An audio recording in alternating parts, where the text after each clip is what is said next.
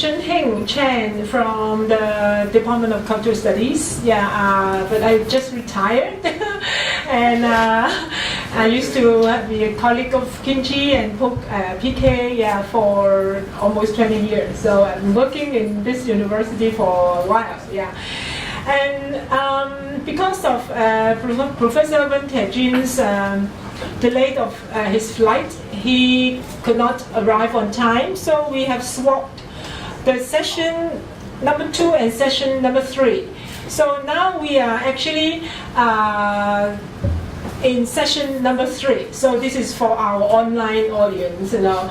Yeah, and the topic of this session is Southeast Asia: politics, religion, and populism.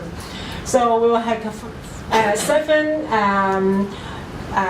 speakers coming from Malaysia, Indonesia, Bangkok, Thailand, yeah, and Philippines, to talk about different aspects of in politics, religion, and other, you know, diversified topics in this region. So, and because we have a bit more time in the afternoon session, so each speakers will have like 15 minutes presentation, and then we leave room for discussion. Okay, and so we will just follow the order of the name list here. So first of all, we will have Francis Law from Malaysia to speak first.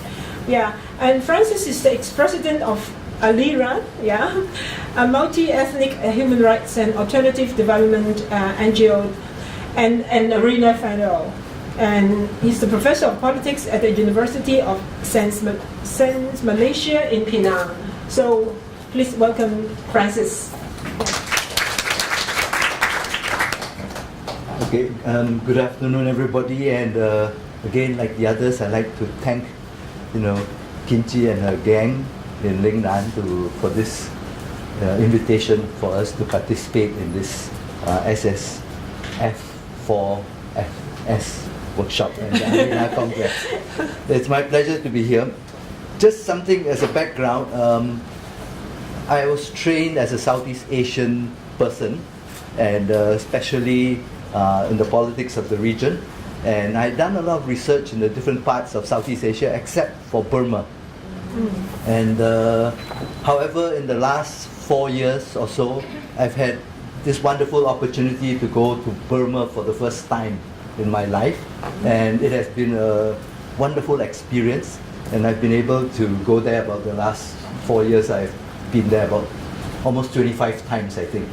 And we go in to do various kinds of projects, and I want to share some of that with you. Now for me, look at the region. Southeast Asia, unlike Northeast Asia, is extremely multi-ethnic, multicultural, multi-religious, you know, and there's a majority group always, but lots of, you know, minorities.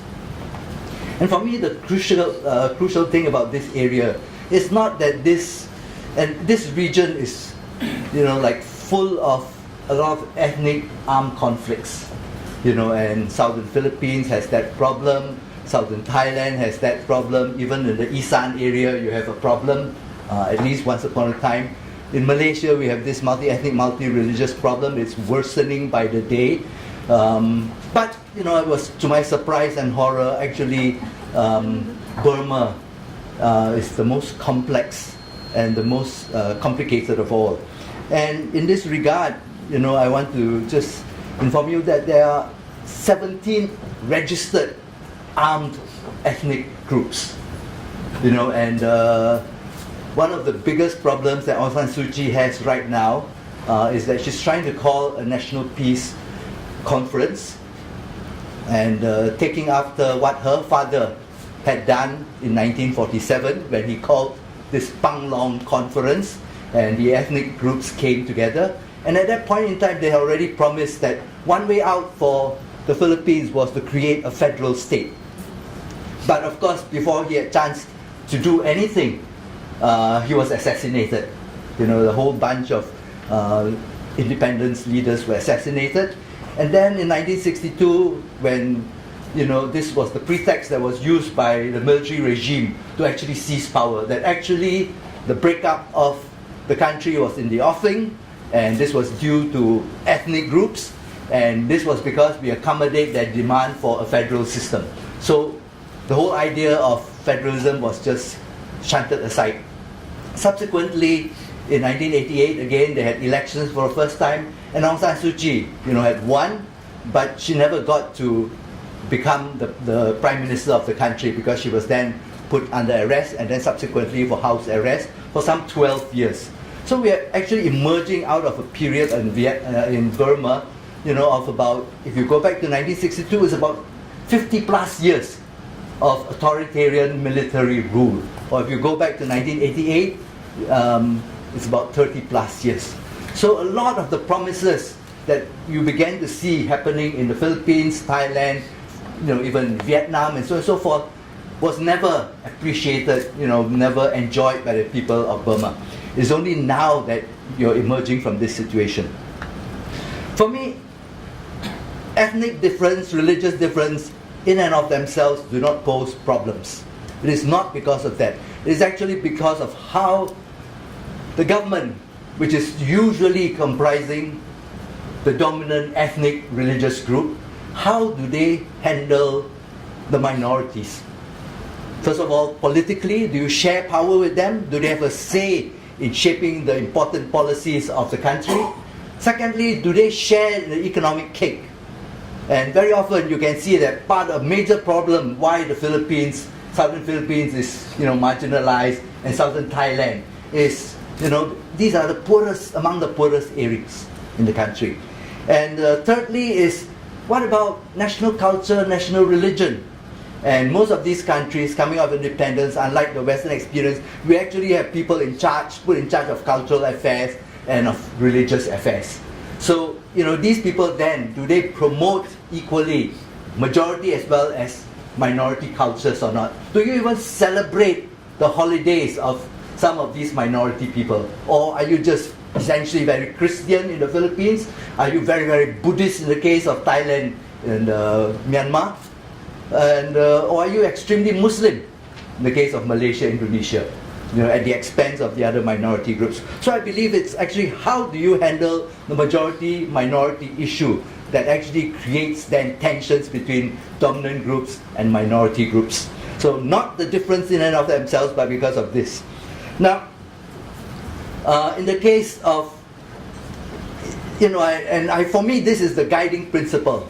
And it's on that principle that you begin to investigate a case like Burma, that you actually begin to discover that actually the benefits, economic benefits, political power, and the celebrations of national culture are all anchored in the interests of the Burma Buddhist majority. And you might not be aware, but encircling Burma on the north, from the northwest to the north, to the northeast and southern to the eastern, these are all minority areas and they are in the uplands. They're in the uplands, whereas the Burma Buddhist majority is in the center, the Irrawaddy Plain, the and Upper Burma. So in the other areas, actually, you might not be aware, but neither was I. You can have a group of people like the Kaya. And the Kaya is almost like 100% Catholic. Karens are overwhelmingly Baptist, and they're considered the third largest Baptist group in the whole world. So this is a community. And then you have Kachins, about 70% again Christians and all that. And then of course you have got Muslims all over the place as well. Plus, in the case of Myanmar, you also have, because of they were next door to India, and during colonial times, Burma was an extension of British India. So there was free flow of people coming in from India. Some of them mainly Hindus, but there were also a lot of Muslims, including what today we regard as the Rohingya people, in the northwest. Plus also a lot of Christians coming in. So there was this free flow because they were all British subjects. And then suddenly, at the point of independence, they began to put a block to all of these things. So these are some of the problems that have emerged. Now, for me, actually, one of the ways to resolve this problem is to actually decentralize. And to decentralize politically, decentralize economically, decentralize in how you manage cultural, religious affairs. And federalism offers some kind of a mechanism to address these problems between majority and minority groups. First of all, you divide the country up into different states. In Myanmar, it's called states and regions. The states are ethnic-based, minority ethnic-based, and when you say regions, you are referring actually to there are 7 regions of actually essentially Burma Buddhist people, or these are called Bama or Bama people. Burmese is the term, for all peoples, regardless of whether you are Bama people or Karen or Kachin or Kaya or Chin and so on and so forth. So this is, when you begin to divide a country up into different states and regions, then you create opportunities for other minority groups to perhaps actually take over a particular state or a particular region. And then you can identify with the power, that takes care of that state. Because chances are some of these people, maybe all of them, actually come from your own minority group. And in some cases, but not in the case of Burma, in federal systems, you might actually have state constitutions, but not here in the case. Malaysia has got state constitutions. Secondly, this arrangement also allows for actually power to be determined in terms of, federalism tells you very clearly about this notion of distribution of powers. And distribution of powers is an arrangement between how do you distribute questions of like defense, currency, international trade and so on between the federal state and the regional states. How do you distribute that power? And in the case of federal systems, very, very often questions of the socio-economic aspects of health, education, welfare, culture, religion affairs, these are all going to be managed by the state governments rather than by the federal governments. So in the case of India, for instance, it is one of the most decentralized countries in terms of this division of powers between federal and the states. And one can actually go to school. One can go to primary school or kindergarten even in India, study the Gujarati language, and actually you can emerge from the university in the Gujarati language, or Bengali, or whatever other. I've got only 5 more minutes. Okay, so anyway, this is one of the arrangements that allows for that kind of distribution of power. Federalism is also about nowadays taking it one step lower to the level of local governments. And in any minority situation, majority-minority situation, you're going to have the problem of minority within minorities. And so local government then allows for smaller groups to actually, who might never be able to take over a state government, they actually begin that there's this real possibility of them taking over actually a local government. And because that distribution of powers between federal state is now, you can actually allow for proceedings in the local government level to actually take place in your own mother tongue. You don't need to do it all in Burma. And you can actually open the ceremony when you have these kinds of things. You can have celebrations of your local cultures. So this is very attractive in that sense. And you can actually begin to have schools, open schools, which are actually using the using your ethnic language rather than the one national language for all peoples, regardless of your ethnic religious background. And this is also a very, very attractive principle. Distribution of economies. Again, taxation laws are very important. Who tax? So you can increasingly allow for local governments or state governments to tax certain kinds of aspects of everyday economic living, so that they will then become financially autonomous. They can actually then conduct policies, not just conduct policies, rule policies, but they must have the personnel to implement this. So this allows for them. One of the problems in Burma now is that they can actually establish schools, but they don't have money to actually hire teachers. So, because the provision has not been made for that. So this is one of the ideas about federalism. Malaysia is a case in point which is extremely centralized. All legally speaking, you allow for, constitutionally speaking, you allow for power to be decentralized, but effectively, de facto, it is not a federal system. It remains extremely centralized. Because you don't have financial powers, you don't have those other powers of employing people. On the other hand, India is a very interesting case of, decentralization. And I want to just end by saying that actually this model allows for possibilities for maybe addressing issues not only in terms of nationalities, but actually in terms of addressing differences in other parts. So potentially one day if, we have a united Korea, for instance, you could actually allow for decentralization to take place so that actually people in the north, the former DPRK and all that, might actually have a chance, an opportunity to actually take care of many of the issues and don't leave Seoul to determine all these kinds of things. And this, in the federal model, this is called asymmetry. So when you have federal system, it does not imply that every single state and every region must have the similar powers. You don't need to. You can actually allow for unequal distribution of powers to different states depending on the special circumstances. In the case of Canada, for instance, Quebec, actually practices its language policy is actually French. And they even have actually a Minister of Foreign Affairs, Quebec, who promotes a lot of liaison with France and so on and so forth. So that's a very attractive model. In Malaysia, for instance, Sabah and Sarawak has control over immigration, labor, education once upon a time, and also religious affairs. So when I go to Sabah and Sarawak, I have to carry with me my passport.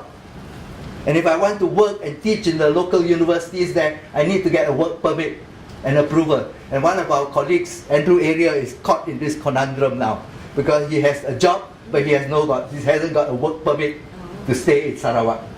So this is part of the problem. But this is, or in the case of Indonesia today, you have Aceh, which is actually now they've begun to implement Sharia law, but the rest of Indonesia is not allowed to do that. So this is something that we can talk about later on. I'll leave it at that for the time being. Thank you. Okay. Okay. Good evening, everyone. To be honest, I feel very honored to be here. I'm part of the younger generation that's been given the chance to talk and to meet with all the our seniors in all over Asia. So, and then I will say that I will not be speaking about my expertise, because I'm an urban designer, architect, and practice. But since I'll be talking directly about a specific case of Jakarta, and because I've been working a lot in these special regions, so I'll be talking about the very recently, this beginning of the year, we have this case of three Islamic, they call it Islamic demonstrations to bring the governor of Jakarta, which is a Christian governor, to imprison him because of his statement. So I think I will take the discussion from Francis to here in a fluid way. So this is one of the, but I will, so again, I will not go too details to it, but I will expand the view to the broader language. So this is the story that I was talking about. We had this the largest one called 212. So that's the 2nd of December of last year. That claimed to have a 7. This is the number. It's like very wide range because nobody really did a proper measurement. But they claim between 700,000 to 7 million people were they call it a people power to go to Jakarta, and basically the case was the governor, the incumbent governor, is running for a second period of empowerment, but then he has a slip town at that addresses some religious issue. Now, the point that I want to, the first point that I want to make is that because of these serial events, a lot of my colleagues, especially those from US and Europe, are becoming afraid to come to Indonesia. They send me emails and everything. Because, you know, not only nationally, but also internationally, the media plays certain rules to explore these issues. Now, I want to give the inside view of me as Indonesians that are not living in Jakarta. This is an important note that I have to make. Okay, so first of all, of course, we have Indonesia has a lot of Muslim populations. Now, I'm not trying to be a feminist or so, but the best thing for me to describe Indonesia is by looking at the women. This is the best way to address the issue. We have a lot of Muslim practitioners that they wear even burqa. But also the Indonesian Muslim women also well known as a creator of Islamic fashion. So if you go to the holy city of Mecca or Medina, you will notice which one is Indonesians because they all wear this, you know, without sacrificing the styles of being Muslim. But also just a normal modern woman, because this is important because the last person is a very well known news person. She has her own in national TV, and the most important part is that she was the daughter of one very important Islamic leaders in Indonesia, and she decided not to wear scarf. So all these three women, typical women in Indonesia, in Islamic Indonesia, lives along together, you know, and there's no problem with that. Nobody will really address you racially or racially if you're being any part of the three. So it's like coexistent. But the problem is that we had this 1998 Reformation era, in post 1998 Reformation era. That is when the beginning of the escalation of Islamic terrorism in Indonesia, which is also internationally known. The largest one would be the bombing in 2012, I think, in Bali. That would be the largest casualties that's happening and then also the bombings in Jakarta that's taken life of some of the CEO of multinational companies in Jakarta. But it just happened recently after 1998 and so on and so forth. But what never really been deployed in the international scheme of media is that the leaders of these terrorists were actually imported leaders. They're not Indonesians. And some of them trained Indonesian in Afghanistan, in Syria, and so on and so forth. Okay, so we go back to Jakarta. We have 700,000 to 7 million people. So a lot of people were asking about these numbers to me, and then I said it's probably true. Even 7 million, maybe it's true. So, but the thing is that the Jakarta city proper population is around 9 million people. Jakarta agglomeration population is about 12 million. Jakarta conurbation population is about 19 million. So that's this. We need to grab the idea of the scale. 7 million in Indonesia is nothing. Yeah. So, and then Indonesia is 260 plus million. And then we have only like around 9 million, 7 million marching in Jakarta. It's practically by scale, it doesn't really say much. But then I would like to address it back to Francis, was the Indonesian population, out of those population, 82% are Muslim. So this is an important case because the rest is not even 20%. Now, but this is where I need to put my views about the definitive, the de facto happenings of the daily basis, the Indonesian Islamic Muslims. Okay, so I'll just go back to Jakarta as the case studies. This is the last, this is the final election counts that we have in Jakarta. As you can see, this is the second term. We have 2 times elections because the first time there's between 3 candidates, none can get 50% plus 1. So we have to have the second round. So this guy is the one, Ahok Basuki Cahaya is the incumbent that being in prison after all of this crisis. But actually he won 42%. So it's 42 to 57. It's not really a big difference.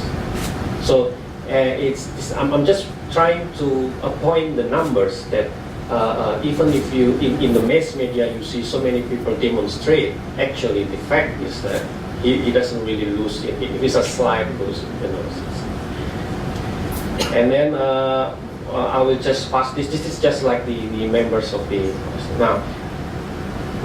Now I will broaden the view to the national scale. So this is the last election that we have, 2014. We're talking about the party election nationwide. So these are the largest. These are the winners. And then I want to make a focus on these 4 parties because if these 4 parties represents more on the Muslim parties, so-called Muslim parties. Okay, I'll start with the PPP. PPP is a bit different to the other Muslim political parties, because it's been run during the New Order Suharto's period of dictatorship. What happened is that during those new order period, we can only have the state only allowed to have 3 parties. It's like elected by the government, central government, so on and so forth. And PPP by now will be the longest standing Islamic-based political parties in Indonesia.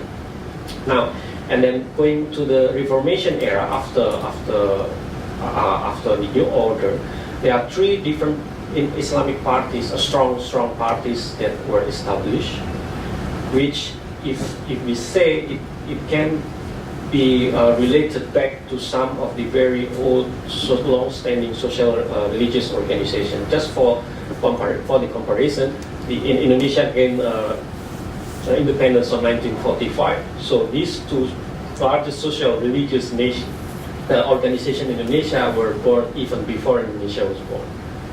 And they are still very active right now, and we are talking about tens of millions, hundreds of NU, and it's definitely more than 100 million people. So the Nahdlatul Ulama and Muhammadiyah, the PKB, were considered as a party for the Nahdlatul Ulama, and Muhammadiyah as the PAN, which is not, of course, is not by de jure stated likewise, but you can see by the flow of the leaders, which as the leaders of this party usually were leaders in Nahdlatul Ulama, and same thing goes with Muhammadiyah to PAN. They are very strong parties. Now the question is with the last party, the PKS, because it doesn't really have like a strong history background. And then the next question is that how can PKS stand with side by side with the other 3 Islamic parties that already had this long history of population. Okay, so now let us focus on this. Okay, I'm finishing. So basically, the PKB is more orthodox, have this cultural approach. PAN is a very modern educational approach, research-based, this kind of approach. I will talk more about this if someone asks in the discussions, but this really state the difference. And the thing is that both PKB and PAN, after all these long years, they never have any problem. Never there's no clash between them. It's like we are okay with, they're okay with each other. And then I will explain this with more examples, but these are the few that we generally see towards the recent years. being the conservative a bit left because a lot of cultural approach, and then conservative center and radical right for the PKS. Now, this is just for the summary. Major constituent of pocket of the PKS are in big cities, including Jakarta and Bandung, which is Bandung is only a few hundred kilometers away from Jakarta. This explains that the relationship between the 212 and the possibility of the political party involvement, although it's not directly we're talking about the same person, but in two different organizations, mobilization, and the other thing is that because we were talking about the originality of the population that support PKS. I'm not trying to make any claims, but the fact is that Hizbut Tahrir Indonesia, the HSI, was banned in Indonesia just few days after Jakarta Governor Ahok is in prison. It's like a fight back or something like that, which is either way. I'm not supporting both parties, but it's not a good thing for a country to have this kind of thing. Just like we have the Rohingya examples, but this time we're having like Islam versus Islam within one country problem, something like that. And then actually Hizbut Tahrir as an international organization had been banned in many countries, including Egypt, Germany, PRC, Syria, just before the Islamic State, ISIS was commenced, but even in Saudi Arabia. And then they were banned in Indonesia because the government accused HTI for forging their way to create Islamic Khilafah or state in Indonesia, which it cannot really be proven. But whatever it is, the main stand that made by the Indonesian government central government is very clear that Indonesia is not a Muslim country. It's the largest Muslim population country, yes, but even so, Indonesia is not a Muslim country, and we stand by our coat of arms, the Bhinneka Tunggal Ika, which means unity and diversity. It has always been, and it will always protect even its minorities, race or religious organization, and so on and so forth. Thank you very much. Thank you, and good afternoon, everyone. So today I don't want to talk about populism. I talk about another aspect. I would like to talk about a discourse on Konbi, or a good man in contemporary Thai society, focusing on political and socio-cultural conflicts in Thailand in the past decade.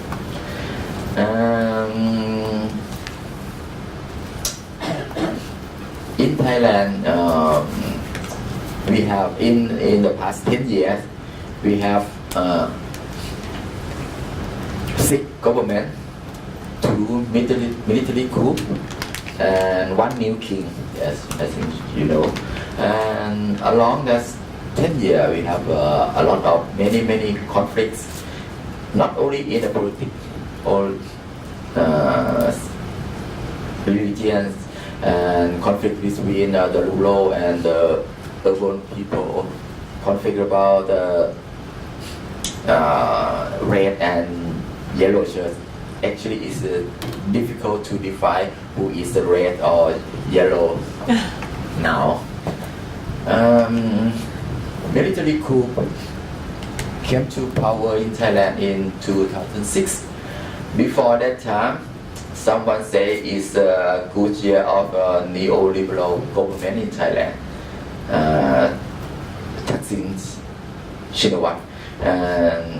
Thaksin Shinawatra took the power for 5 years. He's got the landslide election in Thailand in 2011. And one day, he turned to be the bad guy. But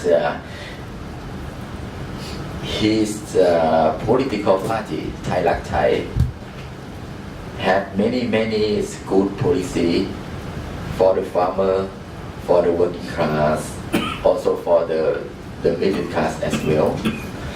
But in 2006, his company, Thaksin Shinawatra have the double identity. He is a politician and also a businessman. In 2006, his business, his company, deals the business with the Temasek in Singapore, and then all of the intellectual scholar, the common people, and also the opposition political parties turn to be unique, and they have demonstrations against Thaksin Shinawatra. When the demonstrations against Thaksin, there are some of the supporters. They have the background of the ideologies, conflicts in Thailand. That is the first time, I think, in the 2 decades. Some of the against Thaksin, they wear the yellow shirts. Yellows mean yellows prefer to the pink. Yes, and red prefer to I'm not sure about maybe the leftist or something like that. So the two kind of group start to fight together in some fighting, and I mean it's the real fightings, and somewhere in Bangkok and the countryside. So in September in 2006, the first military coup came when the Thaksin was in the United States nation. The coup came with this called on the soldier king. Yeah, it's been militaries and the armies of the king, something like that. And they say military don't want to involve in the politics, but they come to save the glory, something like that. Because when Thaksin took the power, they controlled every aspects of the power block in Thailand. Business, politician, also he got good relationship with the lawyer as well. So I'm not talking much about this. So at that time, the people who take the yellow shirts, mostly they got the uniform. This means some of the scholar, some of the medical doctor, some of the lawyer, some of the military, some of the I think so. My friends, I never met him 70 years ago. We have same school. They call me, hey, Viriya, we have should come together to get a group. That means get the old friend to take on the law to get the taxi. That means we identify ourselves with the high school student group, something like that. I think this is one of the Sparta Chachaji said about the political society, not about the civil society. Sparta Chachaji said about the political society that means we come together to negotiate to the others' power block, not talking about the civil society anymore. Civil society is just take side on the middle class or the elite now. What I say now is when the concept of the good man start with the military and the people who are in the uniform, that what I say, whatever uniform they have. The politician turned to be the bad guy in Thai society. On politician. And the good man is not in the concept of the organic intellectuals from their Gamchi idea, because for me they are not intellectual enough. So when the military came again in the 2014, they called themselves the good man, the group of the good man, from someone from the university lecturer, someone from the court. They got support from the Buddhists as well, and some from the Loyal. So it's like a new power block. And I think Thailand is now in the transitional period. The old hegemony is collapsed, but the new one is not come to take the power.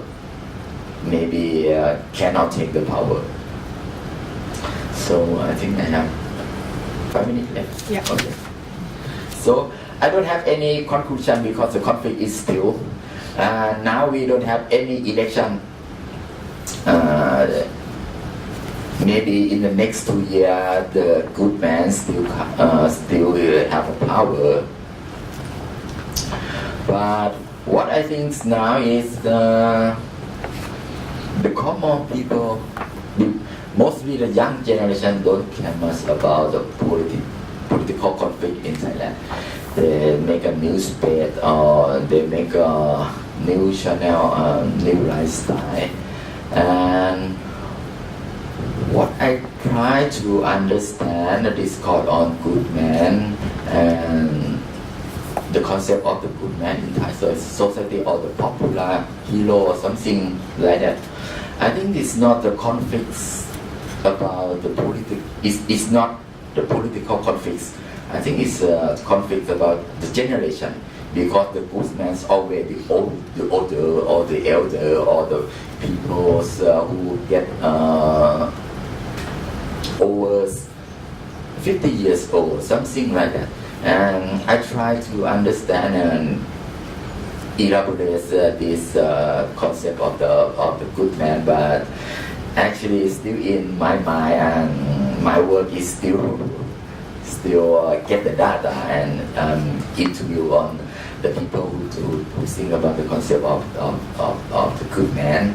So I think I would finish my presentation now, and after you can share my idea. Maybe we have many good men in many society or many countries. One have many uniform, many identity. Yes, thank you very much. Thank you very much. It's my pleasure to be here, and I would like to thank the organizers for the invitation, in particular Arena Philippines for the invitation. My focus for this very brief talk is to focus on, I'm focusing on local politics, in particular the challenges to local governments and communities in the area of disasters and the promotion of human security. I'm looking at the case study of what happened before, during, and after Typhoon Haiyan, which locally we refer to as Yolanda, which hit the Philippines in 2013. I'm sure many of you remember that in 2013, on November 8th, the large parts of a particular region in the Visayas area in the Philippines was a large part was hit by this super typhoon Haiyan, and the national government was blamed for a lot of problems like lack of preparation. At the same time, the conflicts between national elites and local elites were exposed. But at the same time, the Philippines received quite a lot of goodwill and support from the international community. And I think many people are wondering what happened 4 years after the disaster. So I will share with you some of our findings based on a project. It started in 2015. We're due to wrap up in the first part of 2018. It is actually a joint project of 2 universities, the University of the Philippines and the University of Nottingham in the United Kingdom. In the case of UP, we're mobilizing the research capabilities and skills of not just people in Lingnan, but UP in Manila, as well as Tacloban, which was one of the hardest hit by the typhoon. We have UP in Tacloban. Okay.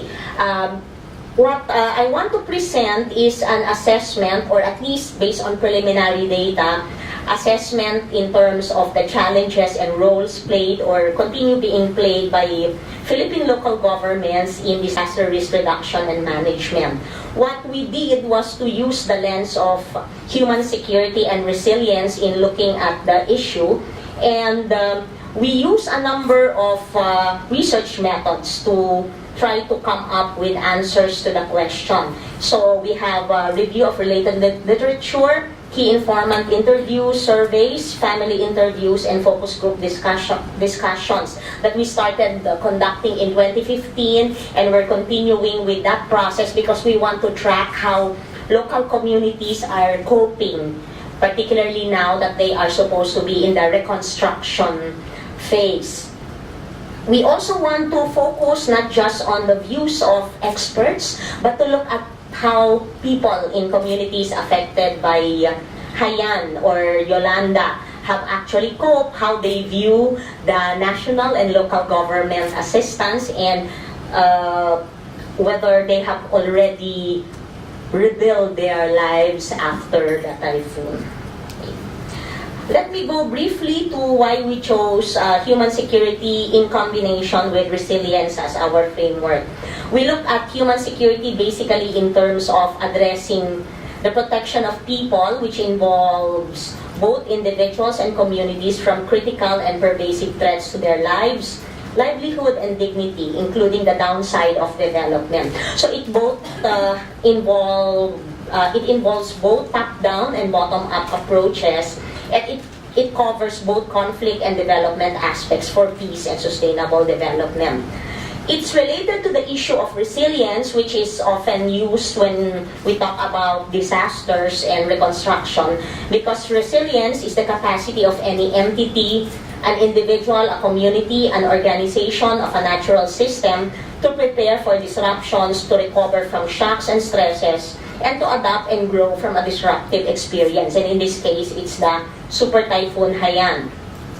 Resilience is linked intimately with vulnerability and capacity, as those who are always affected by disruptions like disasters and other crises are the poor and the marginalized. In the case of Typhoon Haiyan, while a lot of people, both rich and poor, were affected, the most affected were people living in urban spaces, particularly those living in coastal areas that are actually very dangerous, but because people have no other place to stay, many of them don't have their own lands, they have decided to stay in very dangerous shanties beside the water, and most of these areas have been wiped out as a result of the super typhoon. So these are the people we are talking about. Marginalization is important in the human security approach. The human security approach targets the vulnerable and directly addresses factors that increase vulnerability to poverty, disease, conflict, and disempowerment.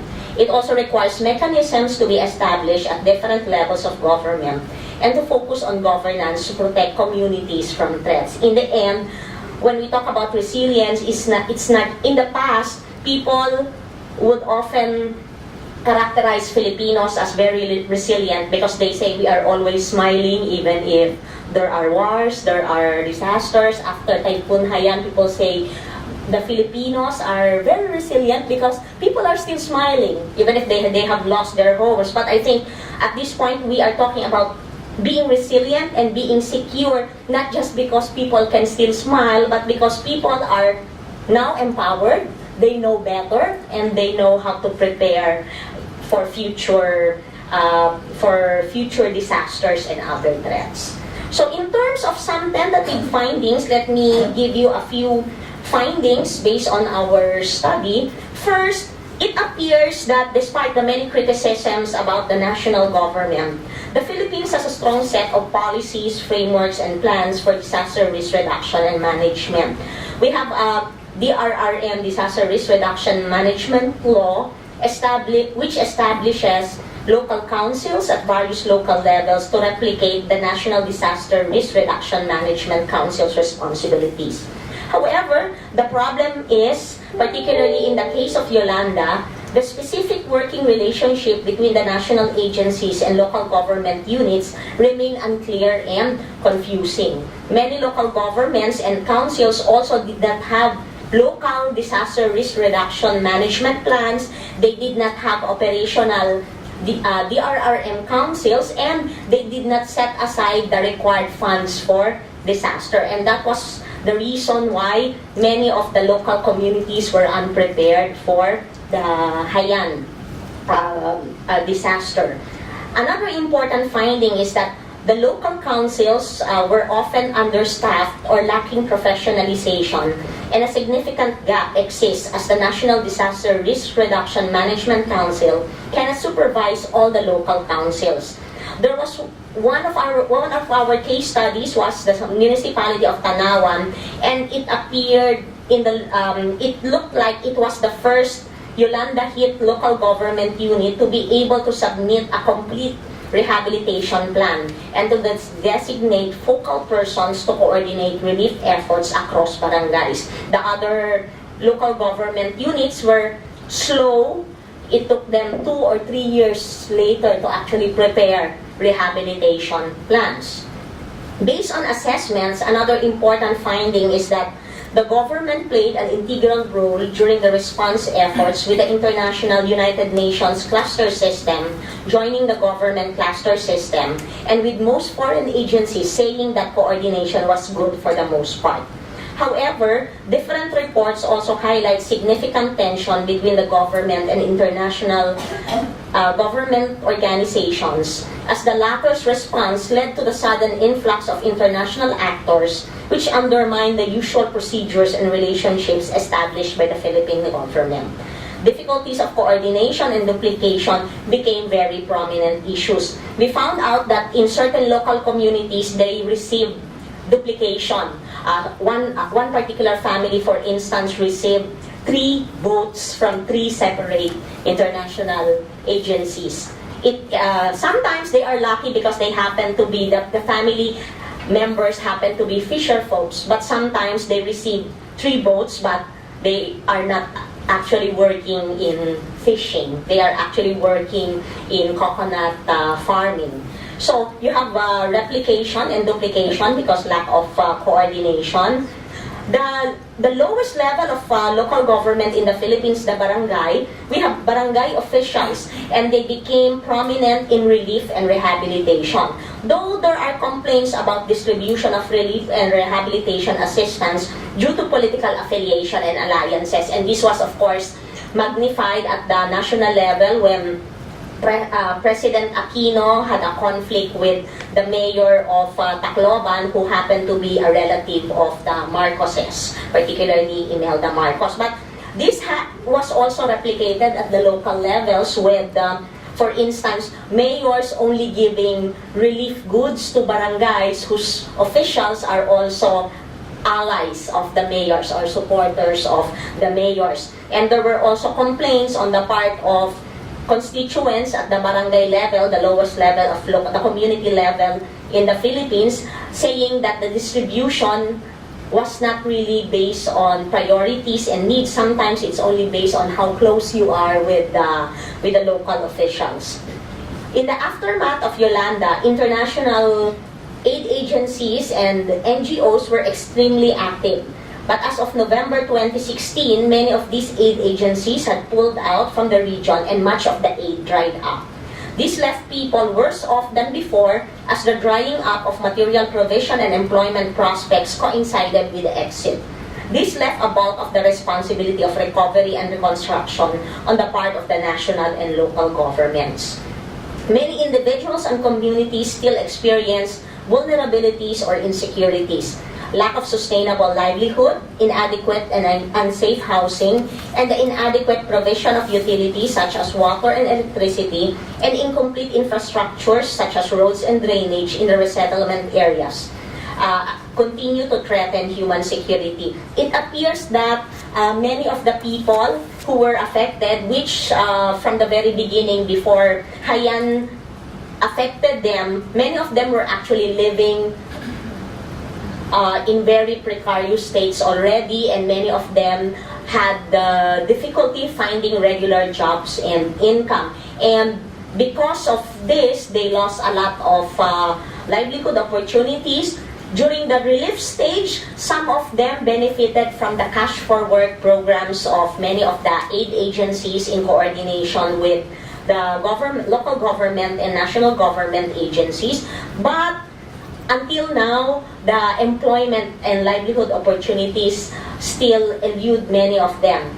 Many of the houses in the resettlement areas have been built, but even if the current president has promised that he will build all the houses that the previous administration built, houses have been built, but most of them did not or still do not have electricity and water. And they were also built in areas that are actually very far from the center.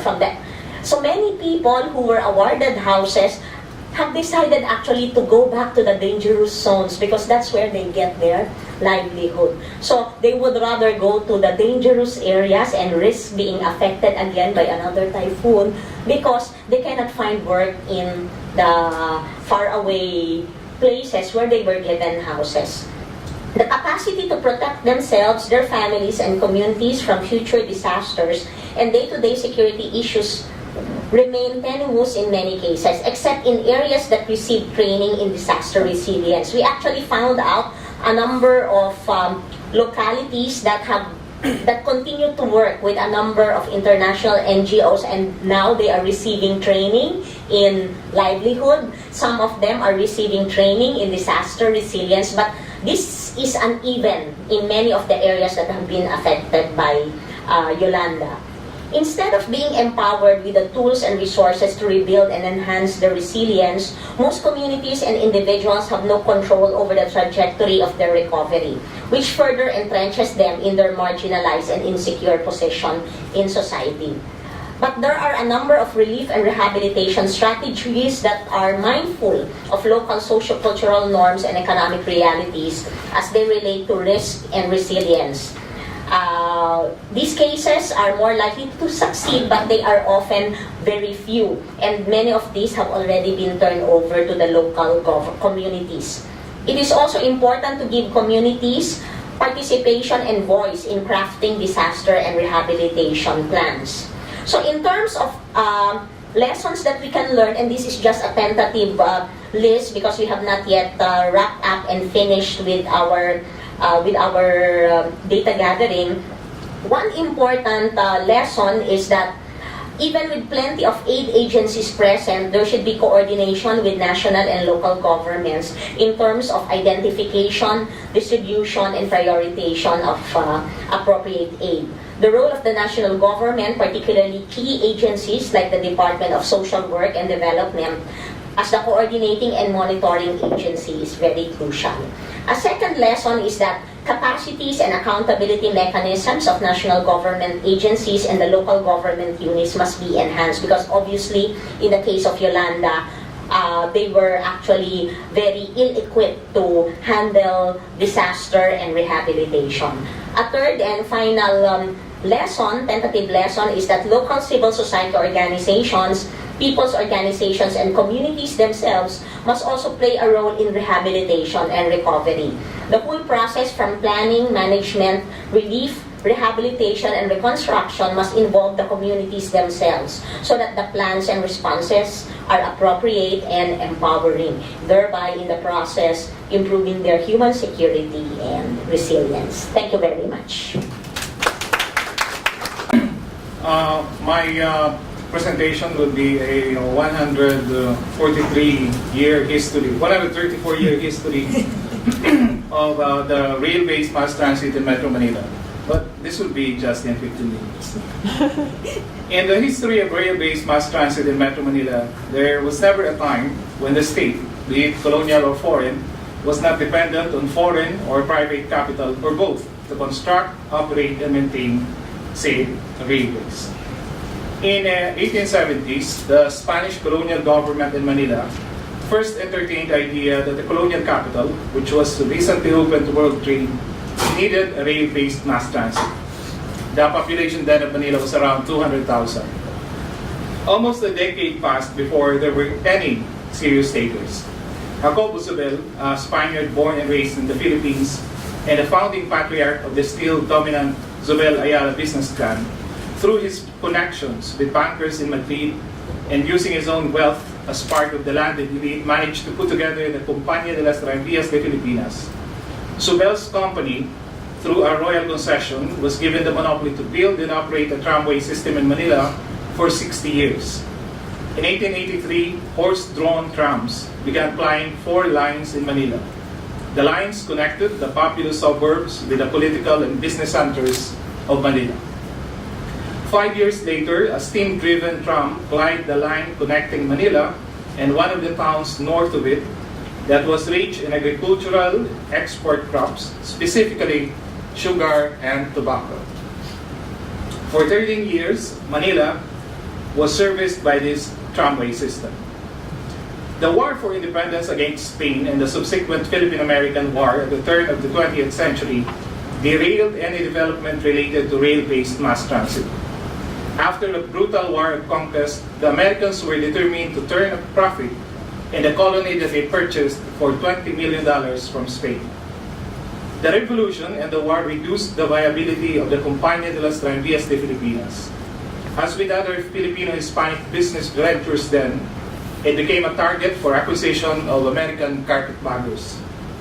Charles Swift, representing interests close to American colonial administrators, ended up buying Zubel's tramway company.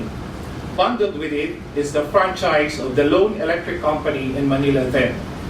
From these companies, Swift founded the Manila Electric Railroad and Light Company, or Meralco, a power company that is still in operation today.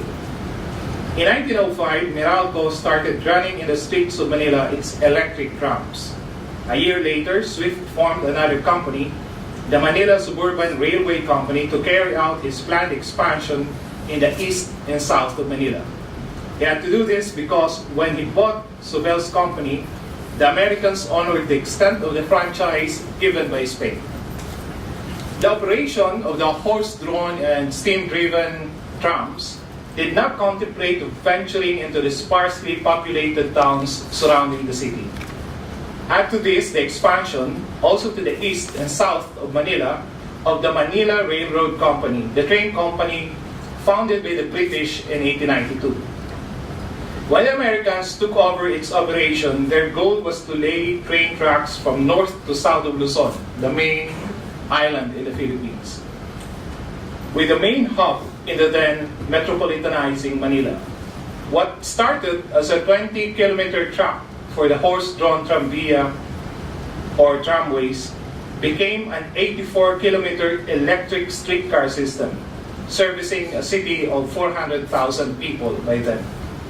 By the 1920s, the American Manila had its most extensive network of rail-based mass transit.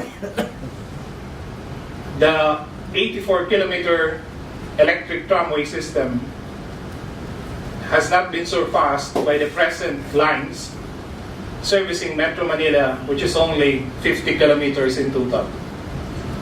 But the tremors in colonial politics and a downturn in global economy rattled what seemed to be a perfectly run company that delivered profit to its shareholders as made a name in transport service.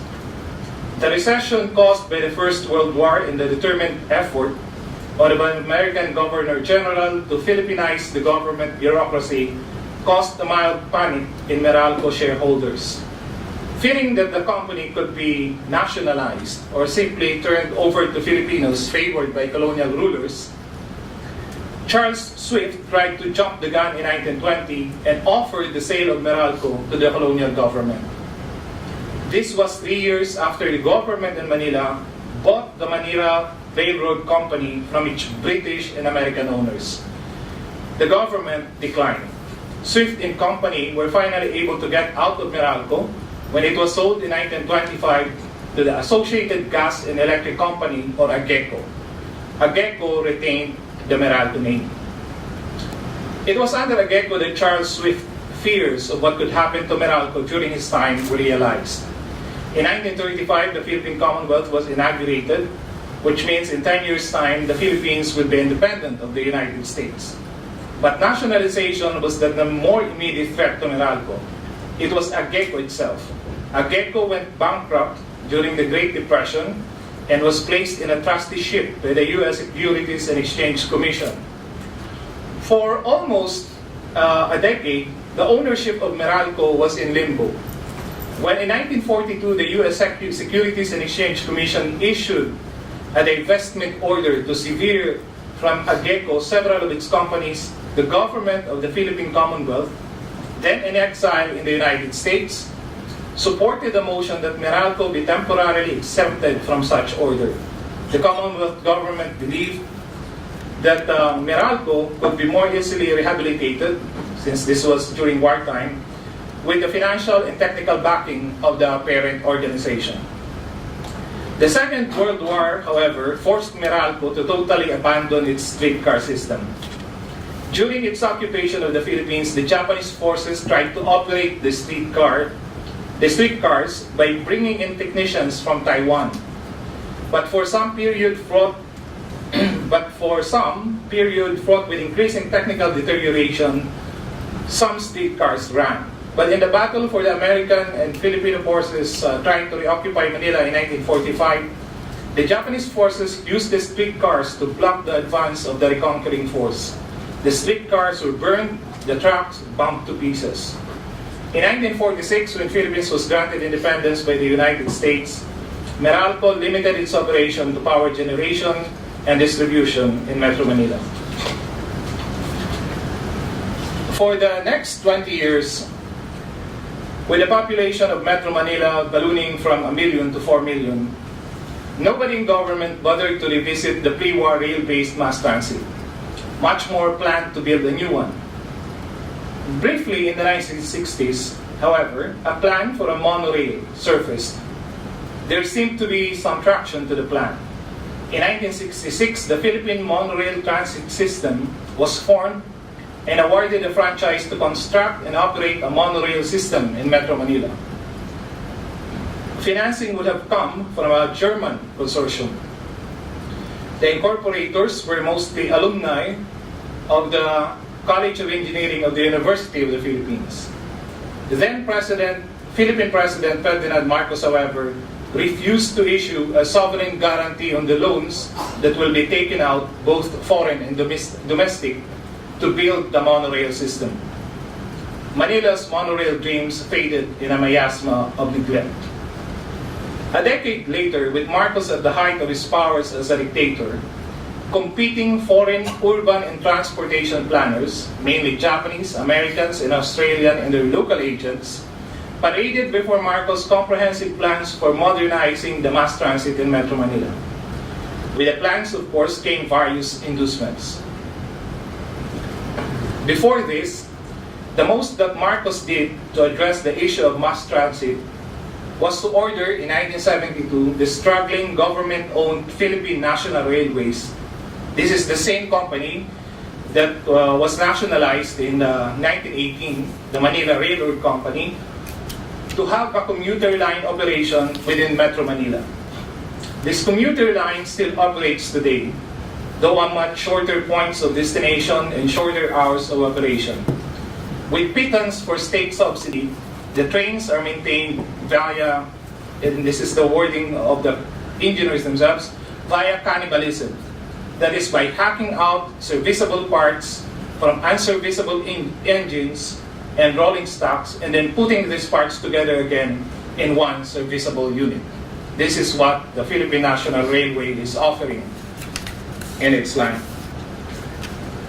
After soliciting the assistance of the Japanese to conduct an exhaustive study on mass transit in Metro Manila, from 1971 to 1973, Marcos ordered a new one in 1976 for reasons unknown. The World Bank funded the latter study. The study recommended the construction of 4 light rail lines radiating from Manila's Central Business District. In a recently declassified World Bank memorandum, the bank recommended the funding of just 1 line. The bank anticipated massive corruption should Marcos have the whole light rail system.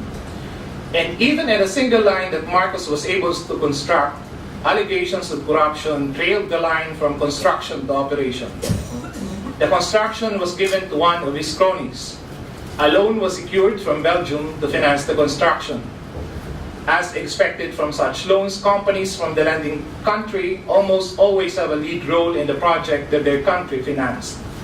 Hence, the coaches and the electrical works for the light rail transit system came from Belgian companies. A source also mentioned that Marcos demanded from the total project cost, around 18 billion pesos by then, a 2.5% kickback from the Belgian companies. It was referred in the ledger of the Belgian accounts as engineer's fee. The line Marcos built started operation in 1984, the first of its kind in Southeast Asia. It was built to service a metropolis of 7 million people. At present, Metro Manila, a megacity of 12 million people, is being serviced by 4 unintegrated rail lines. These lines carry no more than 800,000 passengers each day. Hardly a week passes by that not one of these lines suffer a technical or mechanical malfunction. 2 years ago, the worst was a train overshoot a station and landed on the streets of Manila. As one columnist put it, in a good day, you can see the trains. The government's oversight of these rail lines, much more control is exercised in varying degrees and sometimes by competing institutions. The main government agency for the rail lines is the Light Rail Transit Authority, a government-owned and controlled corporation established in 1980. Well, presumably to give another post to Marcos's wife, Imelda, during those times. Imelda was the first head of LRTA. Yet LRTA has no power over the commuter service of the Philippine National Railways that started operation in 1972. PNR is also a government-owned and controlled corporation and has its own charter as a government corporation. LRTA owns the Manila Light Rail Transit Line 1 that started operation in 1984, but since 2015, its maintenance and operation is under a 32-year concession by a private corporation, the Light Rail Manila Corporation. The Manila Metro Rail Transit System, or MRT3, that opened to the public in 1999, is owned by a private corporation, the Metro Rail Transit Corporation, but is operated directly by the Department of Transportation, not by the LRTA. This is due to the build lease transfer scheme that the government resorted to. Only the most recent line, the Manila Light Rail Transit System Line 2, or LRT2, that opened in 2003, is both owned and operated by LRTA. This paper is not an argument for facile centralization and heavy-handed government control. What I have spoken of is how rent-seeking among competing interests, often foreign with local agents working at their behest, has created an almost dysfunctional bureaucracy for a public utility. A bureaucracy subservient to the needs for profit of private and foreign capital. Thank you.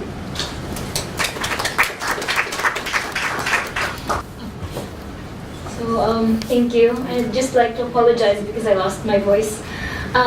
So I'd be talking on exploring spaces of resistance for Filipina domestic workers abroad. So I'll begin. The Filipino diaspora has served as a gateway for greater social mobility in the globalized/globalizing world. Its importance in the last century has proved itself in the establishment of OFW protection as the major pillar of Filipino foreign policy. However, the social mobility appears to be superficial in the face of the numerous abuses migrant workers continue to face abroad, despite existing initiatives to protect them. To add to this, some migrant groups are doubly vulnerable than others. At present, the feminization of labor in the global economy has been identified as a particularly heated issue. In the Philippines, where women comprise a majority of the country's labor export, such an issue is an immediate concern among government and civil society alike. So on a superficial analysis, one would think that the feminization of labor would actually be good, because historically, women have been confined in the household and have been subjected to only domestic work. However, if we actually look at the wage gap and other issues faced by women workers abroad and even in their home countries, you would see that this is actually not an equalizer, but rather another way of subjecting women to further oppression. So based on the remittances, male overseas contractual workers appear to earn more than their female counterparts. In 2014, female overseas contractual workers remitted 45 million pesos during the first 6 months of contractual employment, compared to male overseas contractual remittances of 77 million. This is actually data from the Philippine Statistics Authority. This is in spite of the fact that female overseas contractual workers do remit larger percentages of their earnings than men.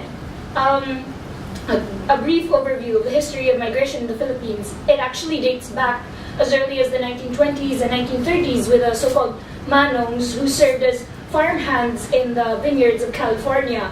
If anyone is familiar with Carlos Bulosan's America is in the Heart, it actually talks about his experience as a manong or a migrant farmer.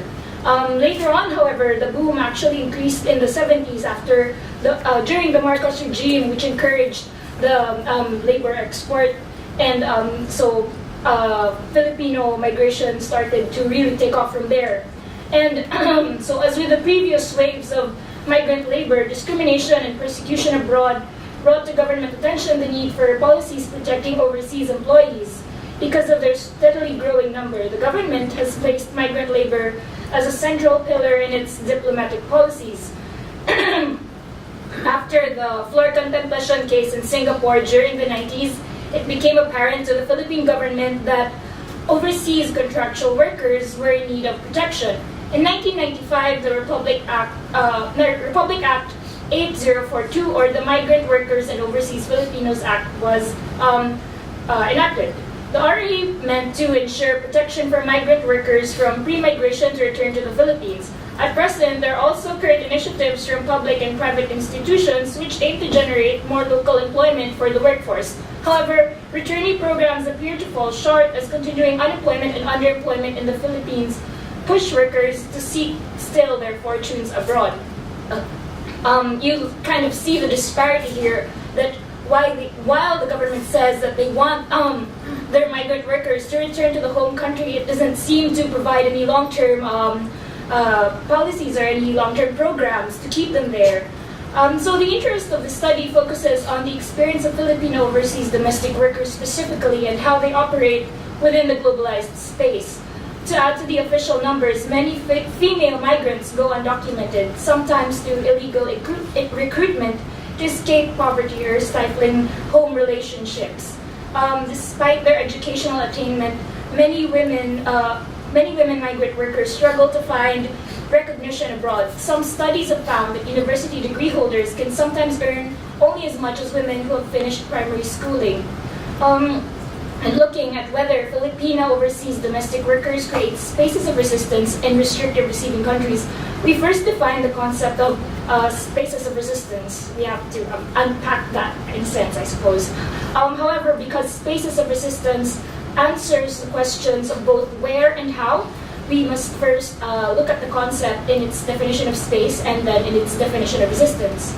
So I'm taking off from the idea that geographical space is formed by various factors and players. In this sense, definitions of space are neither static nor constant, but changing, especially in the age of globalization, where social mobility allows people to move between borders and transcend social, economic, and political limitations of states and territories. At the same time, there exist power relations in the globalized space. So it's not merely a physical presence, but rather there are other socio-economic and socio-cultural factors to this idea of space. Such power relations in the globalized space subject certain individuals to social and economic limitations, while those who have power and influence over global trends can freely maximize their social mobility. So in the globalized setting where you appear to have greater movement, it actually isn't equal for everyone. There are still groups who are limited within certain spaces, while there are those who have power who can freely move fluidly between borders. So looking at how power relations operate and create social space in the globalized world, we now move to the possibility of resistance in social spaces. I would like to establish again that for the purpose of the study, the definition of resistance goes beyond noticeable expressions of dissent, such as mobilizations and verbal protest. Without denying the cruel realities many female migrant workers face, I would like to note that the Filipino overseas domestic worker has her own agency and that she has the power to exercise it as an active player in the global discourse. The study makes use of statistics on Filipino overseas domestic workers as well as existing studies which have challenged the common, popular, and very harmful misconception that Filipino overseas domestic workers are neither passive objects of oppression nor complicit in their exploitation. Existing literatures have cited and asserted the possibility for female migrant domestic workers to create what scholar Lisa Lau calls sites of resistance in places with oppressive climates. Sites or spaces of resistance, now I've used both terms together, space and resistance, are here defined as those venues within which marginalized and oppressed groups are able to subvert the existing status quo of power relations through their actions. This takes off from what Steve Pyle and James Scott have defined separately as a work on everyday forms of resistance. These actions need not manifest themselves confrontationally. Resistance may, in fact, take place through mundane acts of defying power with only a minimal level of collective compliance among those in the marginalized group. So this definition acknowledges that not all marginalized people can go out and openly, verbally protest against existing power structures, but rather they are able to subvert these through their own actions, smaller yet collective actions. So one well-documented site of resistance is the Little Manila Gathering of Filipino domestic workers in central Hong Kong. Such a space provides the Filipino domestic worker freedom from the restrictions of her employer's home and gives her a space to connect with other Filipino domestic workers and reconstruct her identity outside her domestic duties as a foreign domestic worker. Aside from laws and policies that include more provisions to protect migrant workers in Hong Kong, many migrant workers are able to organize themselves or reach out to migrant groups and are allowed to create spaces for themselves on their day off from their employers. Within the domestic space of the foreign employer's home, the Filipina is rendered powerless, subject to any form of abuse. However, through personal relationships with other Filipino domestic workers in the space that they create for themselves every Sunday on their day off in central Hong Kong, they are able to create a site of resistance in the very heart of foreign cosmopolitanism. Another example that I found was that in Singapore, a study identified this as a receiving country with stricter implementations against expressions of dissent as opposed to perhaps Hong Kong. There are still similar gatherings because its government does not allow organized activity for migrants. These very gatherings are in themselves revolutionary in a sense, or rather subversive towards existing power structures.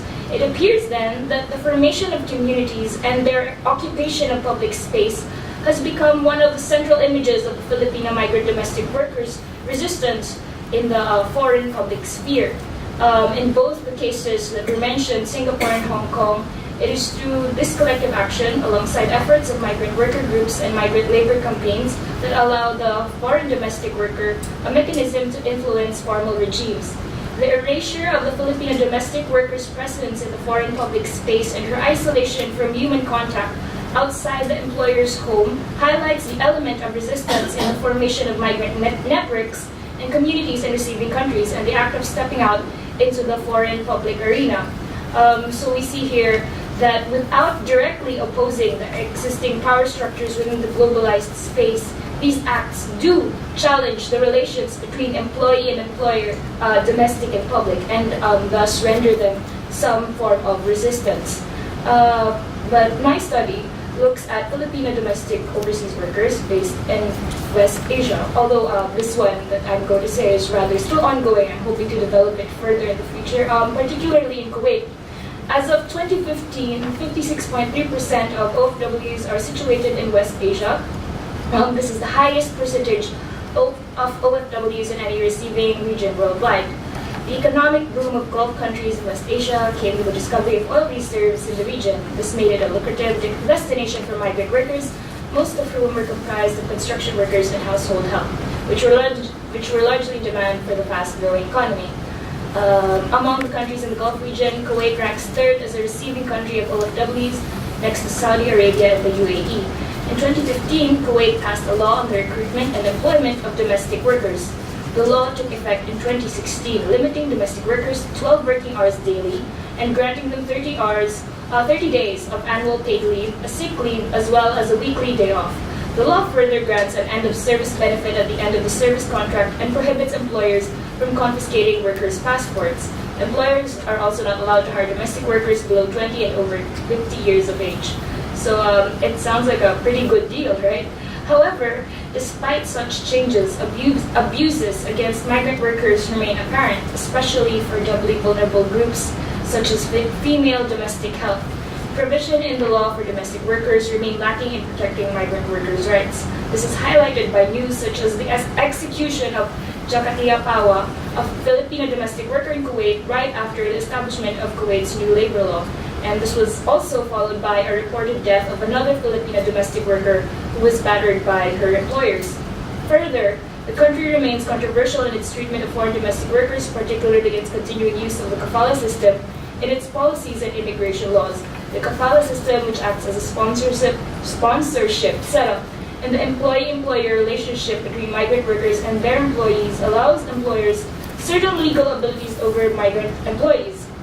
In this system, migrant workers will need to ask permission from employers before they can find new employment or even leave the country. So I'll just skip, I guess, to the most relevant part of the ongoing research, which is my research question. Since I have initially established that perhaps spaces of resistance exist for Filipino migrant domestic workers wherever they go, how do spaces of resistance manifest themselves for these Filipino overseas domestic workers in more restrictive cultures such as Arab countries or specifically for my study Kuwait? In exploring these possible spaces of resistance, I would like to discover the following. Firstly, identify how these spaces of resistance are created among Filipino overseas domestic workers in this certain climate. And secondly, provide initial insight on how Filipino overseas workers can find and create sources of agency and support in receiving countries with restrictive cultures. Thank you. Good afternoon to everyone.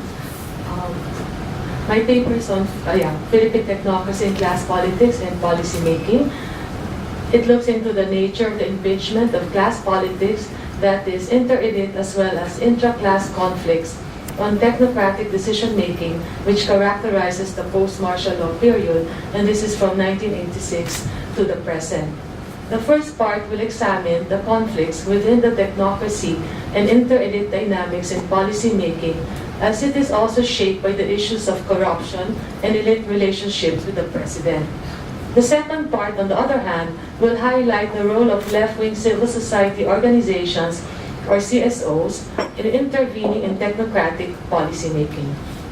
Technocracy in classical political terms refers to a system of governance in which technically trained experts rule by virtue of their specialized knowledge and position in dominant political and economic institutions.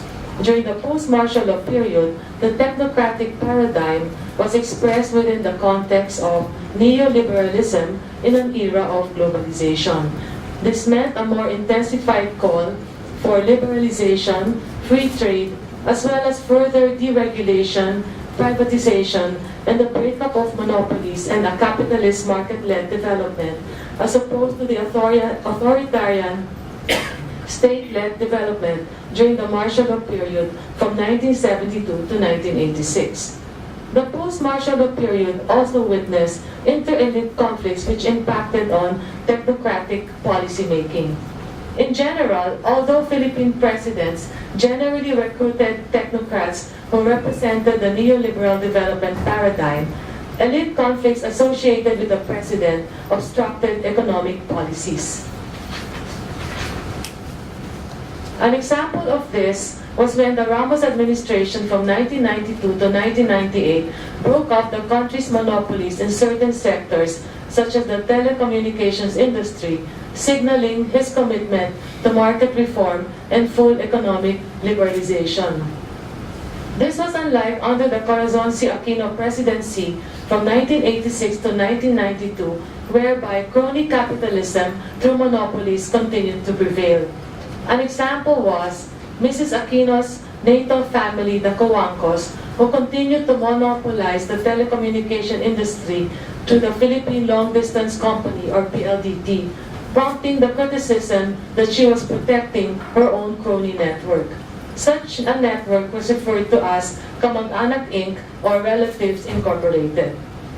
Technocratic policymaking was also stymied by corruption by the president as well as his/her presidential cronies. This was seen with the ouster of President Joseph Estrada in 2001 in what was dubbed as People Power 2 or EDSA DOS due to corruption scandals emanating from his involvement in wetting an illegal numbers game. With the downfall of Estrada was also the demise of his technocrats. Corruption scandals also hounded the fate of technocracy under the Arroyo administration from 2001 to 2010.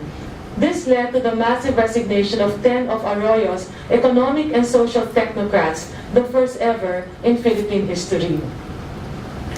Despite the corruption scandals which characterized the post-martial law administration of Ramos, Arroyo, and the Benigno S. Aquino administration from 2010 to 2016, the country witnessed high economic growth rates of as much as 7%.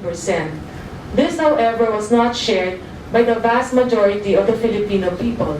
In President B.S. Aquino's term in the second quarter of 2013, for example, some 4.9 million families went hungry in the second quarter of the year, up by around 1 million from the previous quarter, according to a Social Weather Station or SWS survey. Thus, the growth has been described as a jobless and exclusive one. That is, the rich are getting richer and the poor are getting poorer. In April 2017, half of Filipinos, or 50%, consider themselves poor, according to the results again of a SWS survey. The number is higher than some 44% of Filipinos who described themselves as poor in December of 2016. The poll results showed that at least 1.5 families were added to those who described themselves as poor. The 1986 People Power Revolution and the ushering of a democratic dispensation, albeit under elite rule, has also opened several avenues for the left movement to intervene in policymaking. An important issue which led to the formation of one of the broadest left coalitions, the Freedom from Debt Coalition or FDC, was what to do with the Marcos debt. FDC represents the various left political blocs and members of the business community, among others.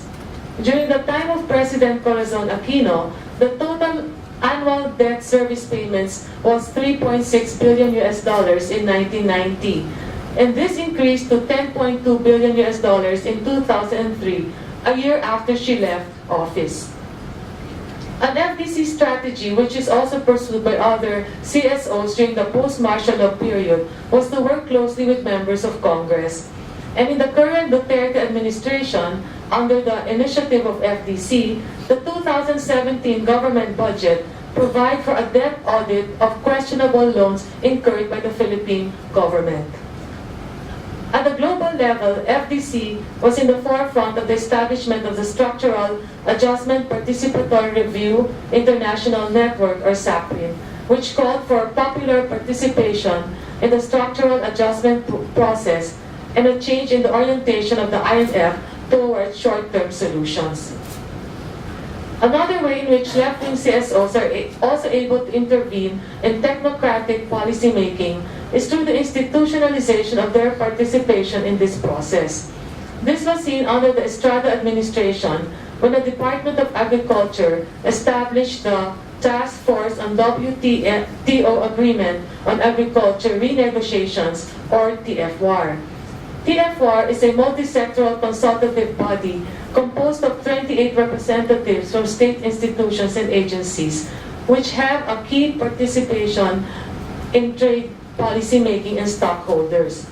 The creation of the TFWAR came in the aftermath of the 1997 Asian financial crisis and the deepening institutional crisis within the WTO, as epitomized by the stalemate between developed and developing countries, which brought forth the pressure to include civil society actors who questioned the neoliberal paradigm in the negotiating process. The popularization of technocratic decision-making is also due to the presence of what is referred to as reformist technocrats, those who are not hardcore neoliberals and are open to other paradigms. Despite this headway which CSOs have made in intervening in policy making, a reality which remains is that the elites, through the technocrats, still have the hegemony in determining the country's economic policies. This was seen in the struggle of the CSOs against the privatization of two major basic sectors in the country, the energy and the water sectors. A repercussion of the privatization of the energy sector, as embodied in the Electric Power Industry Act, or EPIRA, was the increase in electricity prices in the Philippines, the second highest in Asia. In the last 5 years of EPIRA, electricity prices went up by about 130%. Philippine presidents have also played a crucial role in opening the door for left-wing CSOs and social movement players for positions in their respective administrations' policymaking. Both this has generally been limited in the arena of social policies.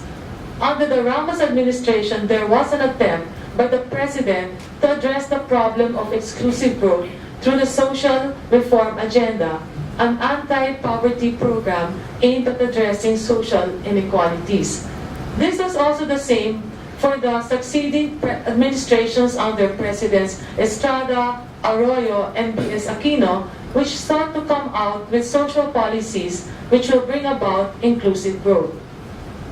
The agency which is tasked to do this is the National Anti-Poverty Commission, or NAPC.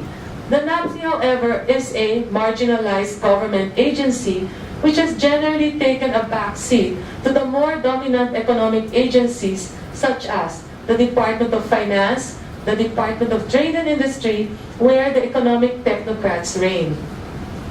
Under the Duterte administration, however, the President has put in the center of his government's policy the anti-poverty program of his government, which includes the NAPC. He has appointed his Cabinet Secretary, Leoncio June Evasco, a former member of the Communist Party of the Philippines, or CPP, to coordinate all of these anti-poverty agencies. Furthermore, Duterte's social technocrats are identified with the mainstream left. That is, the CPP, as they occupy the top positions in the Department of Social Work and Development, the Department of Agrarian Reform, and NAPC.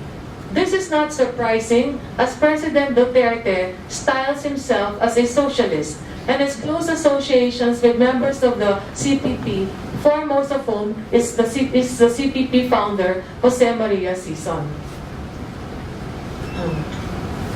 Given such a setup, clashes of economic perspectives inevitably occurs between Duterte's economic technocrats, that is, those who head the key economic agencies of the Department of Finance, Budget and Trade and Industry, and the National Economic Development Agency, or NEDA, which continues to pursue the neoliberal agenda for economic growth, and its social technocrats who want to implement policies for the radical redistribution of wealth. An example of the latter is the support which President Duterte has given to the Department of Agrarian Reform Secretary Rafael Mariano's call for a 2-year moratorium to land conversions. Mariano is the first peasant ever to be appointed to a cabinet position. This has been strongly opposed by Duterte's NEDA Director General Ernesto Perña, who believes that such a policy will not be good for foreign investors and the real estate sector. Perña's position has been backed up by the business community, in particular the Chamber of Real Estate and Builders Association, or CREBA. President Duterte has also called for the termination of the end of contract scheme, or ENDO practice, of hiring employees for 5 months to circumvent labor laws providing them benefits and job security. The practice is also referred to as contractualization. Such a policy is the support of the labor sector, but this is not welcomed by the business community. Labor groups have accused the Department of Labor and Employment, or DOLE, however, of coming out with a policy which has failed to terminate the practice of ENDO. To conclude, the post-martial law period therefore highlighted the varying natures of class politics which impinged on technocratic policymaking as well as vice versa. The dominant development paradigm is neoliberalism, which has brought about high economic growth rates, but the widening of socioeconomic inequalities and the perpetuation of poverty for the vast majority. For the elites, the main concern is good governance, that is, the curtailment of corruption, the leveling of the playing field, and the need for political stability. For left-wing CSOs, however, this is not enough, and have advocated for the radical economic policies which will bring about structural change needed for the redistribution of wealth. Thank you.